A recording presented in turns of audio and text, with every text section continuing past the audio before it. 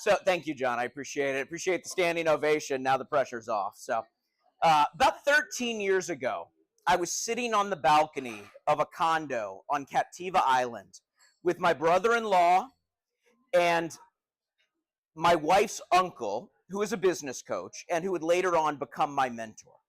And as things often happen in casual conversation, the subject turned to our work and what we're currently doing. And so I began to tell the two guys about this amazing beach resort that I was managing at the time.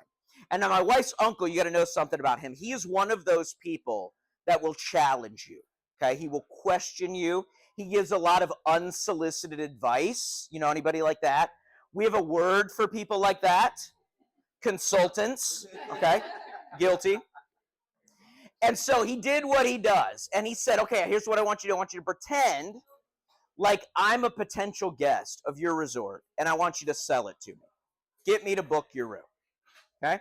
And so I launched in to talking about all the amazing features of this beach resort, okay? I said, we have these awesome 1 and 2 bedroom suites. Every single one of them overlooks the Gulf of Mexico, America now, okay?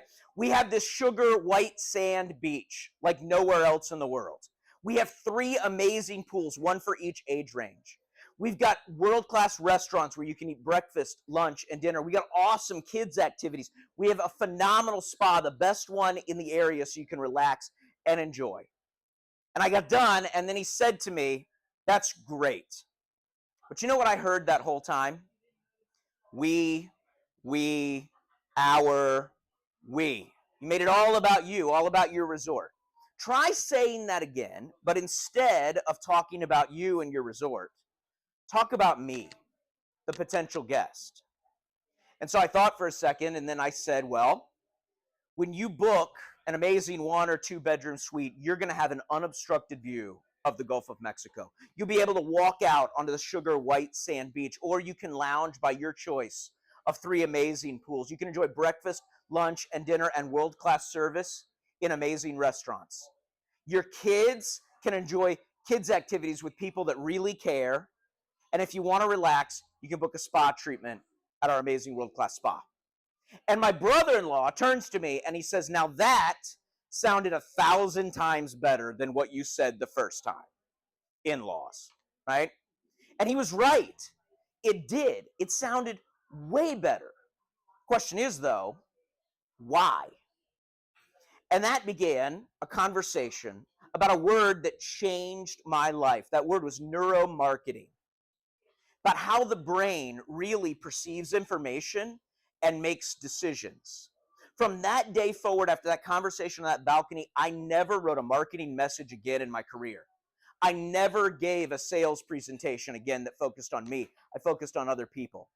And that conversation led to over a decade of learning and study about our brains and how they work and how we process information and how we as marketers can speak to people in a way that leads to a buying decision. So that's our topic today. We're going to talk about neuromarketing. Let's define it first. What is neuromarketing? This is Ted's definition.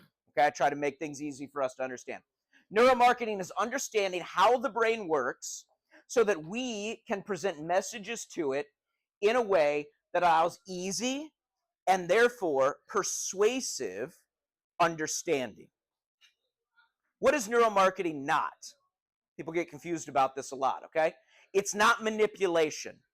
Manipulation is when you convince somebody to do something they don't want to do for your own gain, okay? That's wrong, that's unethical. We're not going to be those kinds of marketers, okay? It's not hypnosis, it's not brainwashing, it's not mind control, okay? We're not going to put anybody in a trance, we're not going to make anybody quack like a duck, okay? We actually want people to be in their best state of judgment so they can make the decision that's best for themselves. And as marketers, that's our job, right? Everybody in this room, you do something that improves people's lives. You change lives. So you have a moral obligation to help people make their lives better by doing business with you, if that's the answer to that, right? And so this is how we do it. We learn how to speak to the brain the right way. However, word of warning, the techniques and things I'm going to teach you today are powerful, okay? These are the same tools and techniques used by the CIA, the FBI, high-level negotiators, okay? Cult leaders have used some of these techniques to lead people in wrong ways, okay? You've got to agree with me before we move forward. We're going to only use this stuff ethically, okay? We're going to use this for good, not evil, okay? Can we move on? Yes. All right. I'm going to start the same way our first two speakers started this series, and the way I think our fourth speaker is going to start his talk during this series. And we're going to talk about your brain, okay? I'm going to do it a little bit differently, okay? I'm going to put this in my terms, okay? Did you know you are so smart you have 3 brains? It's true. You have the new brain, the midbrain, and the old brain. Your new brain is called the new brain because it's the most recently evolved part of your brain. It's the cerebral cortex, the prefrontal cortex, all right? This is the place where we analyze things, okay? It's the center of language and learning and thought processes. Art and music, we think about those with our prefrontal cortex, okay? You're using your new brain right now to process the words and concepts that I'm talking about, okay?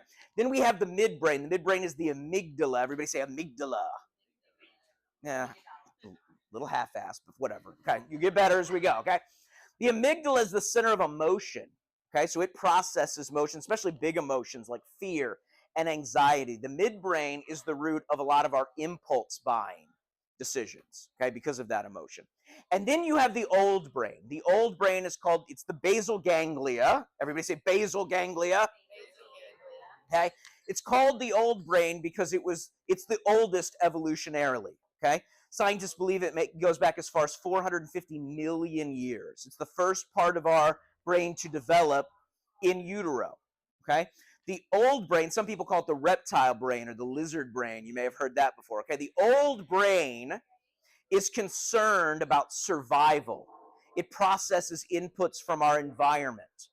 And most importantly, the old brain is your decision maker based on input it receives from your midbrain and your new brain, okay?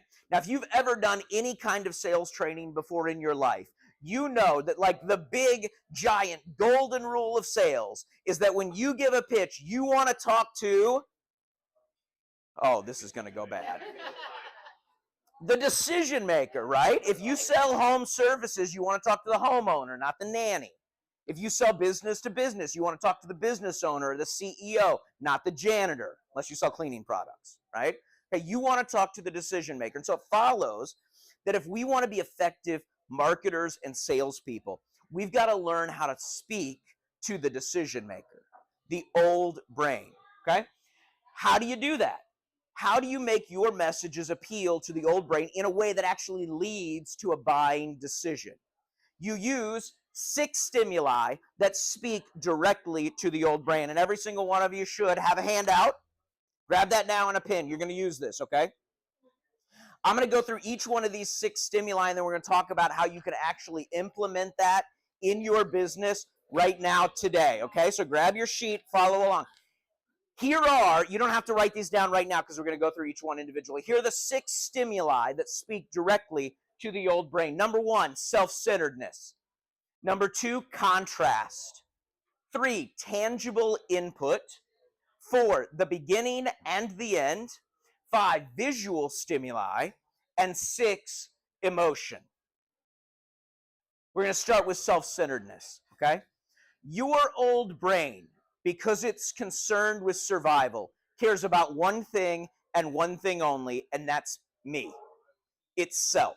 And it has to, right? This makes sense evolutionarily, right? Think about our ancestors way back, okay? If you're a caveman, you're walking along in the forest with your caveman buddy, and a saber-toothed tiger jumps out of the bushes, okay? You need your old brain to quickly analyze that survival situation. It is completely unproductive for you to think about how cute the tiger is, or to begin to analyze the impressiveness of its jumping capabilities, right? You need fight, flight, or freeze. That's the job of your old brain. It processes it quickly, cares about survival. And we like to think that in 2025 we are so different from those cavemen, right? That saber-tooth tiger jumps on your buddy as a caveman. You are not thinking, oh, poor guy. No, you're out of there, right? And it works the same with us, right? You're driving down the road and you see a bad accident with injuries, right? You probably feel sorry for those people. Maybe you say a prayer, right? That's your new brain. But what happens on a subconscious level, and you might not even realize this happens, is your old brain, the first thing it does is it says, I'm glad that wasn't me. I'm glad that wasn't my family. And you have that tiny feeling of relief before you get sympathetic or empathetic. That's the old brain at work. So what does that mean for our marketing message? The number one question you need to answer in every single message you put out there, whether it's on your website, on your brochure, on your business card, social media, anywhere, is WIIFM. What's in it for me? We need to clearly tell our target audience exactly what they're going to get from doing business from us in language that they're going to understand, that's going to appeal to them, that's something that they want, okay? You want to give them a clear statement of value. Okay, how's their life going to get better by working with you? By the way, when I say something that they want, okay, sometimes we hear what I want them to want. That's a key distinction. What do your people actually want? Tell them how they get that by working with you. What is the problem that you're going to solve for me? What pain will this alleviate? When we talk about problems and pains, you got to do some deep thinking on this, because sometimes what we think is the problem that we solve is not the real problem. I'll give you an example. A couple of months ago, my wife's car started doing this thing where when she would drive it, it would begin to shake. Or she would stop at a stop sign or a stoplight, and before she could go again, it would shake, right? Okay. Now, I knew from the description of that and the age of the vehicle that the problem was we had a misfire. And I needed to change the spark plugs and maybe the coils. Okay. I knew what the problem was, and I knew how to fix it. The bigger problem was my wife didn't believe me. She said, nope, you need to take that to a mechanic. And so I did. I took the car to the mechanic. I explained, thank you, explained the problem, asked him to take a look at it. A couple hours later, they called me. They said, you got a misfire. You need to change the spark plugs and the coils. I said, thank you very much. I'll be on my way to pick it up. And they said, no, you don't understand. You can't drive it like this. You got to change the spark plugs and the coils. I said, oh, no, you don't understand. I know that.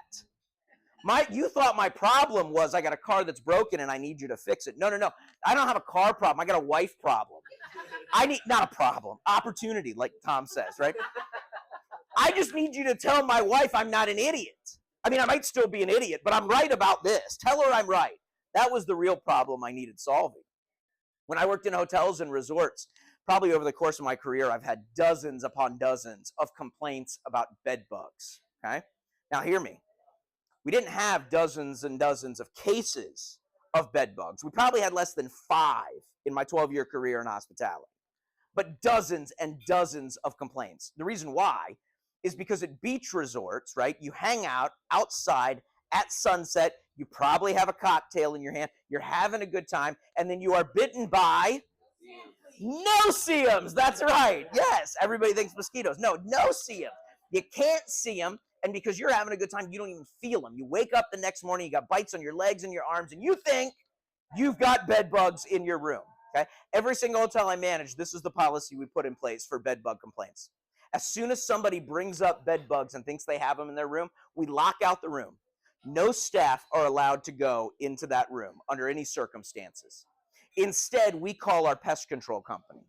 They send a licensed technician who goes into that room and he tears it apart.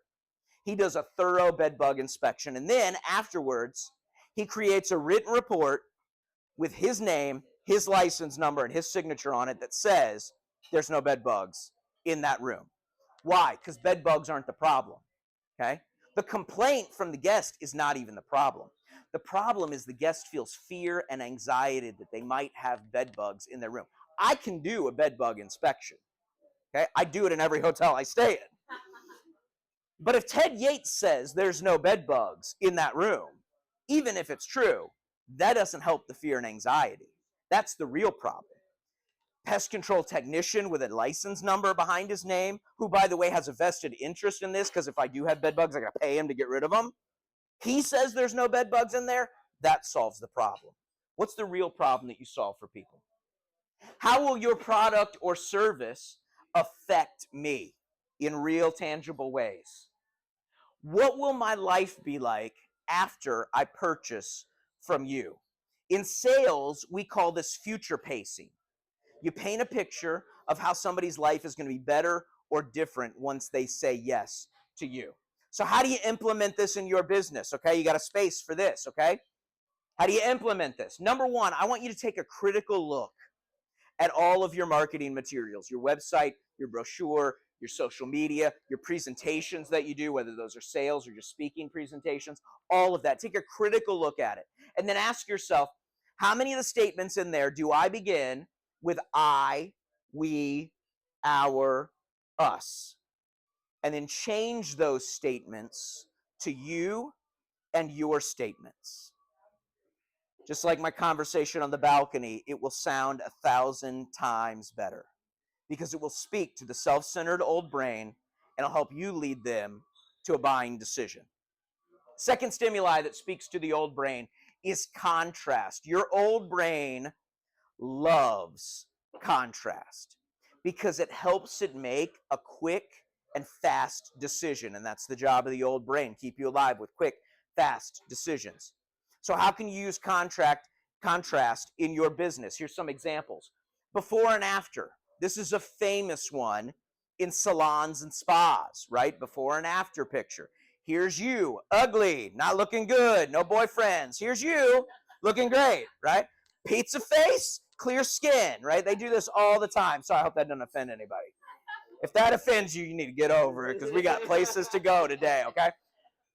But you can use this in lots of different industries. Home services can use this. Zon's a painter. You can use before and after photos. They're really powerful. The old brain cues right into that, right? Fitness, of course, right? Anywhere where you've made a change in a client, you can use before and after. Risky versus safe. This is a really good one for financial planners, financial advisors like Barrett, right? Talk about the risks of doing it yourself, right? Or not hiring the right kind of professional. Realtors can use this one really well. Attorneys, we got two attorneys here, estate and personal injury. Talk about risk versus safety of doing it yourself or going with a professional, right? Make that clear contrast. It helps speak to the old brain. With versus without. This is a really good one if you sell business to business, okay? Here's your crappy business without our solution. Here's your awesome kick butt business with our solution, right? You can use this one for like tutoring. This is a really good one, okay? With a tutor, how much results you get. Without, this is a really good one for retail, okay? If you own a retail store, right? This is you in your old ugly fashion, no boyfriend. This is you looking good, looking hot. Everybody wants to be your friend, right? Okay? With versus without. Fast versus slow. This is a super good one for business to business, right? You're doing things the old way, the slow way right now. Look how much faster. I'm so glad this is happening during mine instead of the other speakers because this is my home turf, so I feel good about this. But thank you. We'll use that in a second. All right, so fast versus slow, right? So business services, right? You help businesses grow faster. Tutoring, again, what's another good one? Oh, personal training. That's a really good one, right? It'll take you this long to lose your weight without it. Work with me, you're going to lose it a lot faster, right? You get the idea. Besides contrast, the brain also cues in really quickly to changes in the environment, okay? So like as soon as something happens that changes the inputs to the old brain, your old brain wakes up and pays attention to it because it might be a saber-toothed tiger jumping out of the bushes, right? This is why in public speaking, they teach you to change the slides frequently, okay?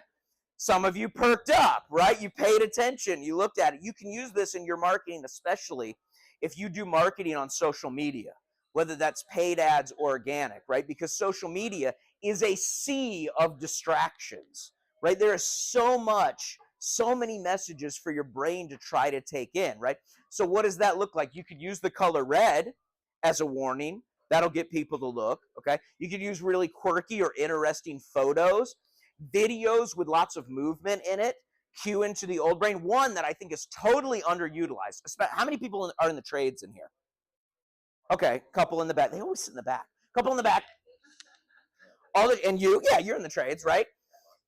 Use time lapse or slow motion video. right? Because our brains are so used to seeing video that runs in real time, right? That if you use slow motion or you use time-lapse video, people cue right into it. Cole is the best damn handyman in Tampa Bay. I told him that's what he should make his 30-second intro be every week. Best damn handyman in Tampa Bay. Next time you, I don't know, install a microwave or something, right? Get a tripod, set your camera up on it, record it in time lapse, put that on your social media, people will cue in. Here's the key though. Make sure that whatever you say right after you grab the attention of the old brain is the most important thing to your audience for them to hear. So you keep them in that self-centered mode and they'll listen to what you want them to next. Okay? How can you implement now? I want you to create a clear contrast between your business and all other available options. Okay? Here's what that sounds like. Okay, you can steal these phrases. Unlike our competitors who blank, we blank. Okay? What's something that most of your competitors do that people actually don't really like? But you do it differently. Unlike our competitors, fill in the first blank with what people don't like, fill in the second blank with how you do it differently. Okay? Unlike a lot of our competitors who have pushy salespeople, we really listen to you. Right? It's an example. We specialize in blank. Okay, now on the surface, this one doesn't feel like it's contrast. So let me explain, okay? Small business owners, it's probably everybody in this room, most of us in this room, okay? You probably do one part of your job exceptionally well, like amazingly well, maybe better than anybody else in this market. And what happens is, even though we know that, we're afraid to say it because we're worried that by talking about that one thing that we are the best damn person at, it's going to turn off people to all the other things that we do. It doesn't work that way, okay? Talk about the thing that you do better than anybody else and highlight it because your competitors will not have the guts to do it. It will immediately create contrast between you and them, and you will sell that thing more, but you'll also sell all the other things you do more too, okay? Number 3, guarantee versus no guarantee. I love this one. I'm a big proponent. I believe every single business, especially small businesses, should have a guarantee, okay? But Ted, in my industry, we can't give guarantees. Yes, you can. Yes, you can. You might not be able to give guarantees about performance or outcomes, but you can guarantee you'll listen. Barrett does that. You can guarantee service, right? You can guarantee that at the end of our meeting, you are going to be heard, okay? Doctor's office, medical clinics, right? How many of you have gone to a doctor's office, you sat way too long in a waiting room? How many of you went to a doctor's office and you felt rushed or like you didn't have enough time with the doctor, they were in a hurry to get out of there, right? We guarantee at our doctor's office, your appointment's going to start on time and you're going to feel like your doctor spent every minute that you needed to with them, you're going to be heard. There's a guarantee for it. They can't guarantee an outcome. They can't guarantee you're going to feel better, but they can guarantee that, all right? Now, your competitors, they probably care about their customers as much as you care about their customers. They want to make their customers happy just like you do. And if their customers have a problem, okay, they're going to make that customer happy. They're going to do whatever it takes, just like you will. But here's the difference. They won't have the guts to put it on their website in clear, plain, no BS, no wiggle room guarantees. You do that, you're immediately set apart. We are the only blank that blanks. I just used this one with a client that some of you will know, Alex Comer from American Roof Pros. Okay, it's a client of mine. And he's the only roofer that we could find in Tampa Bay that has no minimum for repairs. Most roof companies, if you call them, first of all, they don't send you a roofer, they send you a salesperson. And they have a minimum for the amount of repairs that they will do on your roof. The reason why is because they want to sell you a new roof, not repair your roof, okay? Alex Comer is the only roofer in Tampa Bay with no minimums for repairs. Immediately sets his business apart. You got a small leak, you call Alex, okay? He also uses the top one. Unlike our competitors who send you a salesperson, we do no upsells, no minimums, no bullshit. Okay, if you know Alex, you get the bullshit part, right? He's real shoot from the hip, okay? Third stimulus that speaks to the old brain. Tangible input. What does that mean? That's the familiar, the friendly, the easily understood, the recognizable, the immutable, the concrete. Without question, you get the idea, right? Okay? What does this mean for us? When we think about our marketing messages, we need to put it in terms and in language that your perfect customer easily understands. Okay? There's a problem right now in business where people want to get real creative about the way they talk about what they do. They want to use technical jargon and buzzwords and things like that. No, that doesn't work. You got to put it in language that's plain as day that people will understand. I'll give you some examples. Okay, this is one I saw recently. Increased financial position. No, you make them more money. That's what you do, right? I got this in the mail. This is a good one. This is not a client. If you know these people, this is a great referral for me. Morgan's Horticultural Services. You mow grass. You do lawn care. You do landscaping. Nobody's Googling horticultural services, okay? Right? Put it in language they understand, okay? I saw another one recently. This is a good one for B2B. Expedited processing. 24-hour turnaround. Sounds a lot better, right? There's this famous story told about President Roosevelt, Franklin Roosevelt, touring a bomb shelter in England during World War II, and he sees this sign by the door that says, extinguish all luminary devices prior to vacating the premises. And he looks at this sign and he says, you mean turn off the lights? Yeah. Like, extinguish all luminary devices sounds very very British, right? Very fancy, very British, very impressive. If you want people to take action, say it in plain English. Turn out the lights. That's what works if we want people to take action.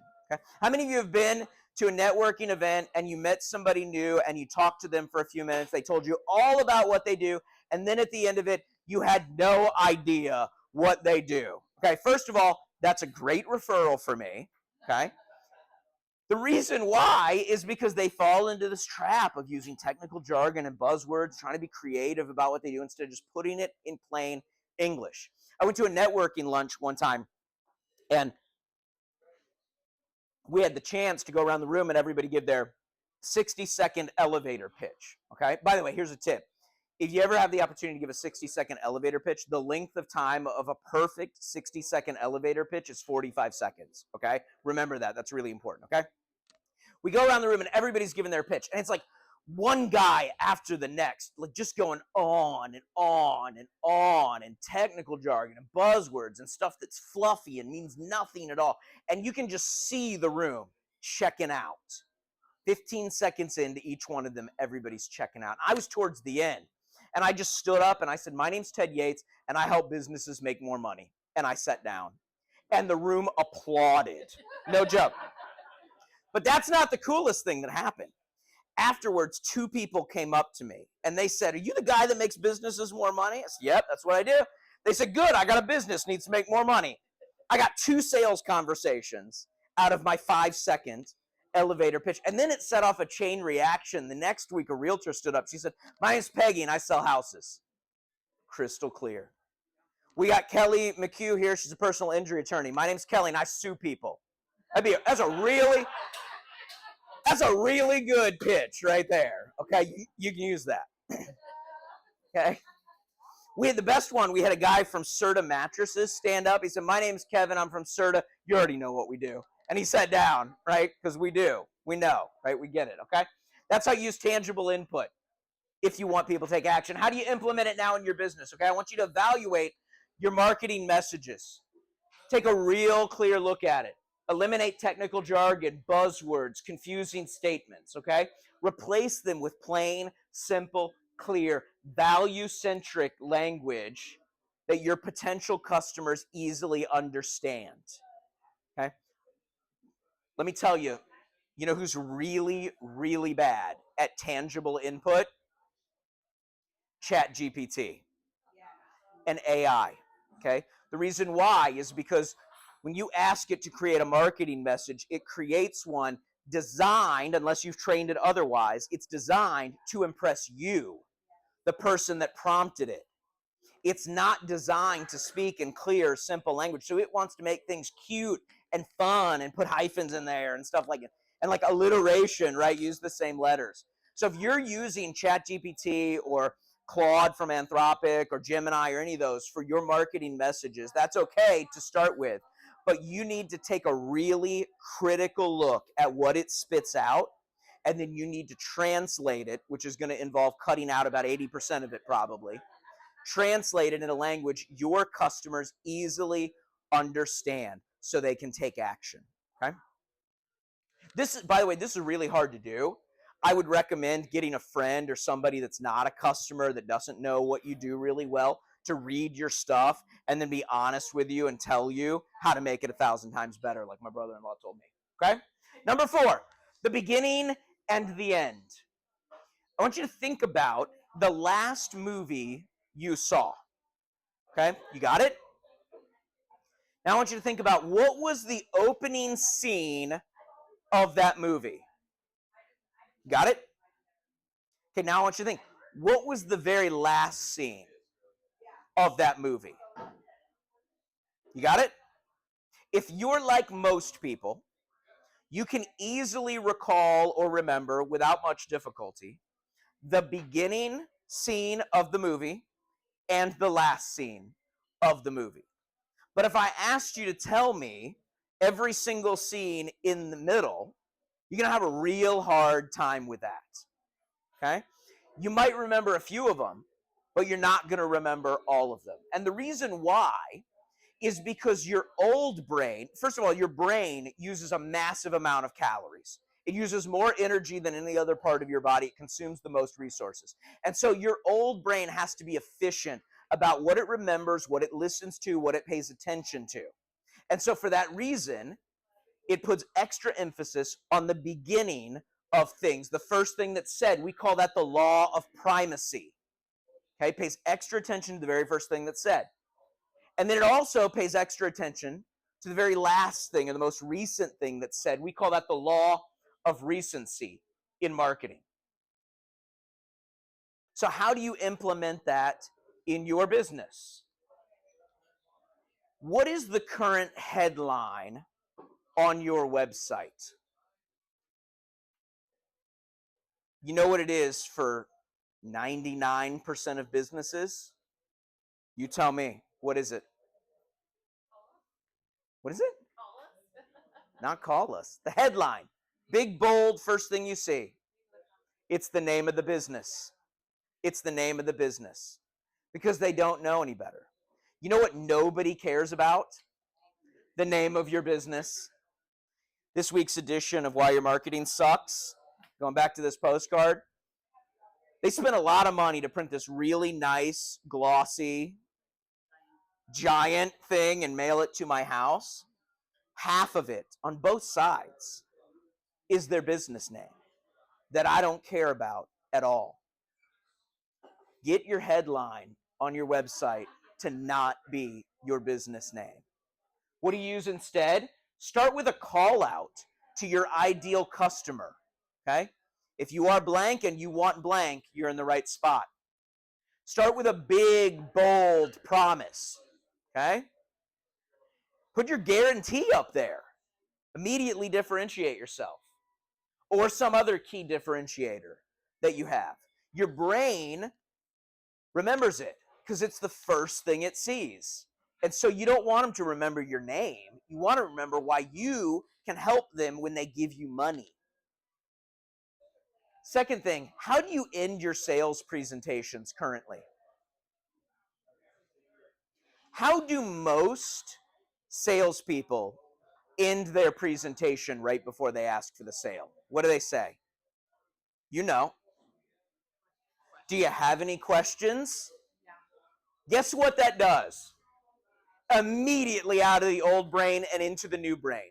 They start thinking, do I have any questions? Should I have any questions? Let me look at these facts and figures they presented, right? And you know what it sounds like when you take them out of their old brain and put them in their new brain? I need to think about it. Number one objection in sales. How many of you have heard that before? I need to think about it. Ted, you made a great case, presented us with a lot of things to consider. We just need some time to think about it. You put them in the new brain. Let me show you what this looks like with an example that might be a little bit dangerous this early in the morning. Aaron, how good are you at math? Oh, you're pretty good at math. Okay. Oh, I backed off that quick. Okay. Don't worry, nobody's ever gotten both of these questions right before. Okay? Worst thing you can do is fail like everybody else. Okay? I'm gonna ask you 2 math problems. Okay? No pen, no paper. I want you just off the top of your head. Okay? Ready? What is 600 plus 12? 612. She's right. Give her a hand, everybody. All right. Next problem. This one's harder. Okay? What is 36 times 17? She has no idea. It is 612. Okay? Some of you know me well enough to have seen that coming. Okay? It's 612. Same answer, right? But we got to it in a completely different way, right? The first way I asked the question, what's 612?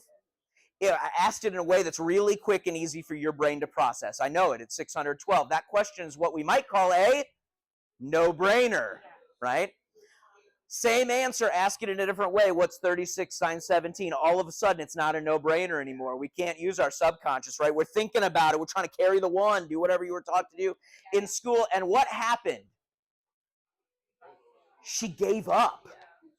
She actually gave up. She said, I don't know. And it happened really quick, didn't it? Same thing happens in sales presentations, right? You move people from their old brain to their new brain, and they give up. You won't get a yes. You won't even get a no. You'll get no decision at all, just like we got no answer right there, okay? So think about how you end your sales presentations. Instead, end it with urgency. Talk about why it's really important for them to say yes right now. What are they going to get immediately? Or paint a picture. Remember, use future pacing again. Paint a picture of how their life will be different, then ask for the sale. Don't ask them if they have any questions. Number 5 stimulus that speaks directly to the old brain is visual stimulus. Okay? Your optic nerve pipes directly in to your old brain.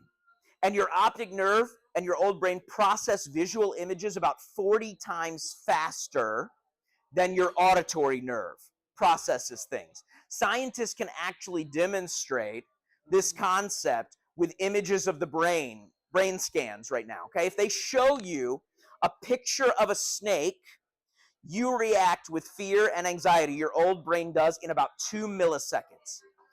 A picture of a snake, not a real snake, a picture of a snake. Because our old brain is designed to cue into visual stimuli quickly to keep us safe. Okay, what does this mean for us in marketing? This is kind of obvious, right? We need to be using pictures and videos, okay? Here's the key, 2 keys to photos and videos. Number 1, they need to be pertinent and they need to be emotional, because visual images trigger that emotional part of our brain, and people buy based on emotion, not based on logic. They buy with their old brain, the decision maker, okay? What does pertinent mean? Pertinent means your images that you use on your website and in social media, in your brochures, they need to paint a very clear picture of what it is that you do. And many times we think we're good at this, but we're not good at this, okay?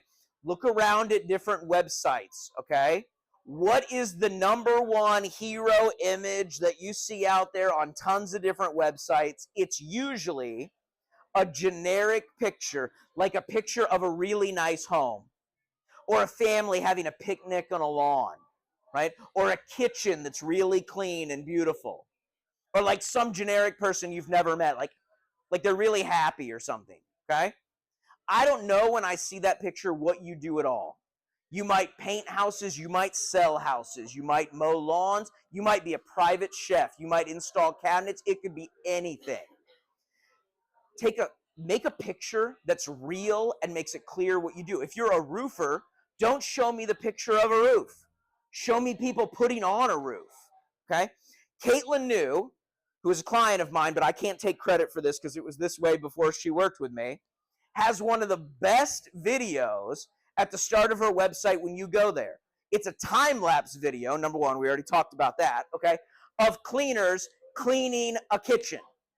There is no mistake whatsoever what Veterans with Vacuums does. They clean, and they do it fast because it's time-lapse, right? Okay, that's a pertinent photo, okay? So if you paint houses like Zon, show me people painting a house, not a beautifully painted house, okay? Make it clear, make it pertinent, make it real, what people actually do, and then make it emotional. Don't be afraid to show the mess. I think that gets in the way of people more than anything else, right? So Alicia Heron, she's a professional organizer, okay? Don't show me the clean, beautiful kitchen. Show me the messy kitchen and people cleaning it. Show me the before and after to create some contrast, okay? Those are the kind of images and video that move people emotionally and help them make a connection. I worked with this spa. Some of you have heard part of this story before. And their target audience was busy moms who deserve some time to themselves to rest and relax, okay? Great target market, okay? And on their website and in all of their marketing, they used the image, the same image that every single spa on planet Earth uses in all of their marketing. And if you're a woman, you're nodding right now. I can see you. You know what that image is. What's the image?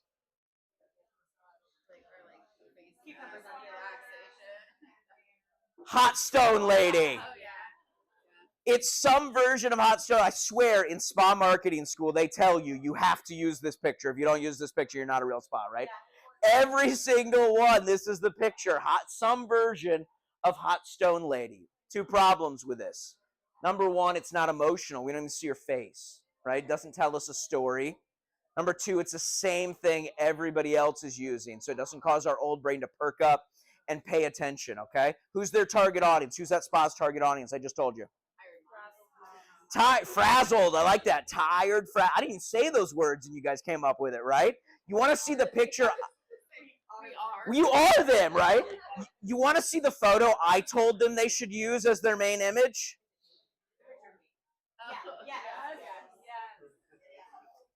Now, truth be told, they decided not to do this, okay? This was a little too bold for them. We found a compromise somewhere in the middle. But the mountain I am willing to die on, okay, is that this image makes it absolutely crystal clear who our target audience is and the problem we solve for them.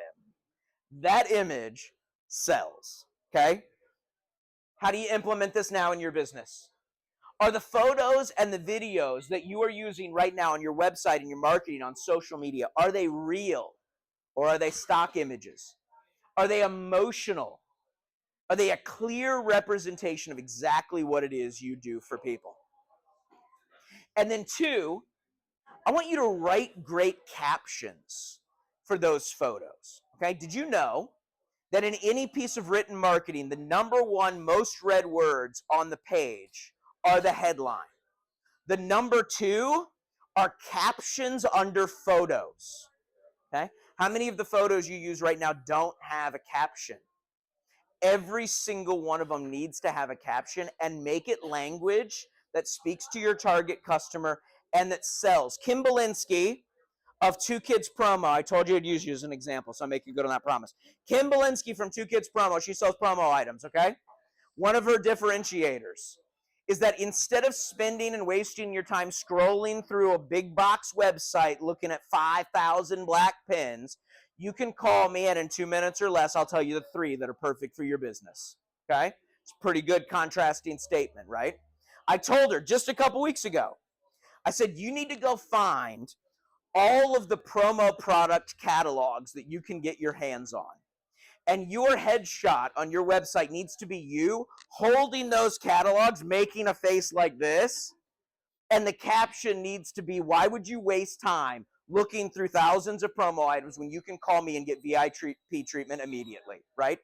That's a selling statement. Oh, we're not going to make that. Okay. All right. Emotion. Number 6 stimuli that speaks to the old brain is emotion. The old brain is emotional, and that's why it's the decision making. Okay. The more emotional you make your messaging, the more people will remember it and the more they will act on it. People may not remember your 30-second infomercial. They may not remember your last social media post, but they will remember how it made them feel. And if people remember you, then they can do business with you and they can refer you, okay? William Birnbach, one of the greatest marketers in history, said it this way: you have to say it in a way that makes them feel it in their gut. Because if they don't feel it, nothing will happen. Here's what that looks like. I have a client who I worked with recently. Her name's Cindy. Cindy owns a gymnastics gym. So she teaches kids how to like tumble and flip and flop and do ninja stuff and whatever, okay? And so we're working through our coaching session, and she's telling me about all the things that she does. And she teaches them how to tumble and flip and flop and do ninja stuff. And I said, Cindy, that's not really what you do, is it? Like, that's not really the change you make in kids' lives. And she's like, no. We teach them things like determination and resiliency and how to achieve goals and how to be part of a team and how to support other people. That's a product. Later on in the coaching session, I asked her to tell me her story, her origin story. How'd you come to do this? And Cindy says she was hesitant at first to even tell me. She said, actually, my story is kind of messy. She said, I grew up doing gymnastics. And I was pretty good at it, actually earned a college scholarship, got to compete at the D1 level. Got married, my husband and I opened a gym. And we ran that really successfully for years, super successful business. And then he left me. And he took the gym. And I was left with nothing. She said, I came across this guy that owned a karate studio. And I asked him if he would let me start teaching gymnastics in the corner of his karate studio one night a week. And at first he said, see me again in 30 days. 30 days on the dot, showed up and asked him again. And at that point, he probably thought he couldn't get rid of me. And so he said, yes, you can do it. And one night a week turned into 2 nights a week, and then 3 nights a week, and then 4 nights a week. And then eventually she opened her own little small studio in a strip mall. And then she grows that and she can open a gym. And now she's getting ready to open her second gym, and it's even bigger than the last one. And I said, Cindy, you realize we're done here. Like, we've got your entire marketing message done. It's 2 sentences. If you're the parent of a kid and you want to raise kids that are resilient, achieve their goals, and are 10s at life, then you're in the right place. My name's Cindy, and I know because when I lost everything at the age of 40, it was the determination that I learned in the gym as a little girl that allowed me to stand up, start over, and build the business you see today. Goosebumps. As the dad of a little girl, I feel that in my gut. It's how you make it emotional. How do you implement it now? Are the messages in your marketing emotional and personal, or are they sterile and professional? Don't be scared to tell the mess. How do you want your target audience to feel right before they say yes to you? And then figure out how you can make them feel that emotion. Now I want to stop for a second and I want to say something, okay? This is really hard to do, okay? I drink my own Kool-Aid, I follow my own advice. This is my specialty. I mean it when I say it. I love this part of my job more than anything else. Is taking a marketing message for a business that feels sterile and professional and safe and making it feel emotional, okay? If you find yourself needing help with this, please reach out to me. I'd love to help you, okay? All right, you got the 6 stimuli that speak to the old brain. You know how to implement it now in your business. Flip your page over. Well, you should have already done that, okay? I'm going to give you what we call the 4 steps to success. The fancy word for this is the psychological sequence, okay? These are the 4 steps you have to lead people through to get them to say yes to you, okay? If you follow these 4 steps on the homepage of your website, more people will call you or fill out your lead form, I guarantee it.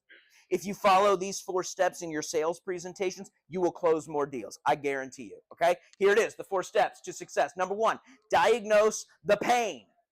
Number 2, differentiate your claims. Number 3, demonstrate the gain, and you're going to love this. Number 4, deliver it to the old brain. Like every white kid that grew up in the 90s, I want to be a rapper. Diagnose the pain, differentiate your claims, demonstrate the gain, deliver it to the old brain. I apologize. That's why my wife thinks I'm an idiot and I got to take the car to a mechanic, okay? You see it, right? Okay? Number one, diagnose the pain, okay? You got to know your people, know your ideal customer, and then ask these questions about them, okay? What are their frustrations? What's the main difficulty they face? What keeps them up at night? What are they afraid of? What makes them angry, okay? This should be the first thing you talk about. Diagnose that pain. Make them feel it again in the moment. Here's what that sounds like. I'm going to give you the real words, okay? If you are blank and you want blank, you're in the right place. We just used that with Cindy's gym example, right? If you're a parent, you want your kids to be resilient, goal-oriented, and tens at life, then you're in the right place. Number two, if you are sick and tired of blank, here's a better way. Number one pain point that they have, if you are sick and tired of it, I've got good news. There's a better way. Brain's going to perk right up at that, okay? Number three, get blank without blank. This is the most simple on there. Get, number one thing that they want, without, number one reason why they don't go get it right now themselves. These three things, by the way, are my three favorite formulas for headlines. This is what should be the first thing on your website. First thing on your business card, your brochure, whatever, right? One of these three, pick one, fill in the blanks. You just stole my best stuff, okay? Number two, differentiate your claims. How are you different from all of your competitors? What can you do for me that nobody else can do, and what sets you apart as distinctly different from everybody else? If you can answer those questions, then you can formulate what we call a unique selling proposition, or a USP. If you've done one-on-one coaching with me, you know we spend a lot of effort and energy on this. A USP is the clear, concise statement that tells your target customer why they should do business with you versus any and every other option out there, including your competitors, doing it themselves, or doing nothing at all. And if you can capture that in a clear and concise way, then you will differentiate your claims. Here's what it sounds like. Unlike our competitors who blank, we blank. You've heard these before, by the way. This is what we talked about in contrast. We specialize in blank. We are the only, whatever it is you do, that blanks something they love, okay? Number three, demonstrate the gain. What will I gain by purchasing your product or services? What benefits will I receive? How will my life be better? Be specific and use what I call the NAN principle. That's no assumptions needed, okay? Don't tell me, if you're a personal trainer, that I'm going to lose weight and look better. If you're a personal trainer, don't assume I will know that by working with you, I'm going to lose weight and look better. Tell me that clearly, plainly, okay? How many of you saw business to business? Okay, oh, good. Big chunk of the room, all right? I'm going to give you yours right now, okay? There are only 4 factors that matter in B2B sales. Your gain has to be one of these 4 things, okay, or more than one. Number 1, increase revenue. Number 2, reduce expenses. Number 3, you increase their market share, steal business from their competitors. Or number 4, you eliminate a pain in the rear that gets in the way of one of the first 3. So really, you only got to remember the first 3. Increase revenue, reduce expenses, or increase market share. Or get rid of a pain in the rear that gets in the way of one of those 3. Okay? I have a friend named Greg Bernstein. Greg sells scenting services for businesses. Okay, what does that mean? He brings in a machine or a system, and it pumps a scent into your business. Okay, it could be a signature scent, or it could be a really pleasant scent like cinnamon or vanilla. Whoop-de-doo. Who cares? You're going to care in a minute, especially if you own a physical space or retail establishment, because there are multiple scientific studies that show that the smell of cinnamon in a retail environment increases purchases up to 20%. Vanilla does the same thing, especially in high-priced items like jewelry stores. Now we care about cinnamon and vanilla, right? Demonstrate the gain. Best ways to do that: origin stories and conversion stories. When you tell a story, it activates the visual part of the old brain. So unlike facts and figures, it keeps them there instead of going to the new brain. Okay? That's why I started this talk with a story. Okay, your origin story is the story of you, how you came to do what you do and why you're passionate about it. Okay, Cindy's story is an origin story that sells. Some of you have heard me tell my origin story about the turnaround of the hotel in Orlando. Some of you have heard it many, many times. Okay, I start with that a lot. I've had people book my coaching sessions and tell me, I booked with you because of that story. Didn't matter what you said after that, just that story alone. That's the power of a great origin story. Conversion stories are not your story. They're the stories of somebody you helped. Okay? Tell those stories. Give us testimonials from real people or social proof like your Google reviews. Okay? That's how you demonstrate gain. Number 4, deliver it to the old brain, and I'm going to wrap up. Okay? The old brain always makes the decision based on the first 6 stimuli. So go back through your list and start implementing those things so you can deliver that message we just created to the old brain. Okay? Communicate the value that you do in people's lives, how you change their world, and do it in an emotional way. Because I know, here's something I know about my target audience. Every single one of you does something that makes somebody's life better. And you want to do it for more people. So put this into practice. Create messages that are emotional, that speak to the old brain, and you will get more customers, and more importantly, you will change more lives. Thank you for coming to my TED Talk. Before I take questions, can I do one thing? Before I take questions, is it all right if I tell you how we can work together? Okay. I've done a lot of teaching today. Okay. Hopefully you've done a lot of learning. Hopefully you got a lot to take home with you. Okay. Here's what I know. Okay. Learning doesn't make a difference. Implementing this makes the difference. Okay. Good news is I'm not just a teacher, I'm a business coach. And the difference is, as a coach, my job is to help you apply this stuff specifically to your business and implement it in a way that gets you the result that you want. Okay? If that's something that you'd like help with, here's how we can work together. Okay? You can scan that QR code right now, and for $199, you can book a 90-minute coaching session with me. This is an offer I only make when I speak. Okay? It's $199 because for most business, you pay for this if I get you one new client. Okay? We'll identify your neuromarketing strategy and we'll put it in place so you can make more money and grow your business. Okay? And by the way, follow my own advice. I've got a guarantee. It's my name on the business. My personal guarantee is if after the end of our coaching session, you don't feel like you got more than your money's worth, you simply let me know. I'll give you every penny back, no questions asked. Okay? So while you scan that QR code and book that, it takes you right to my calendar so you can pick your date and time before anybody else in the room does. We got time for questions?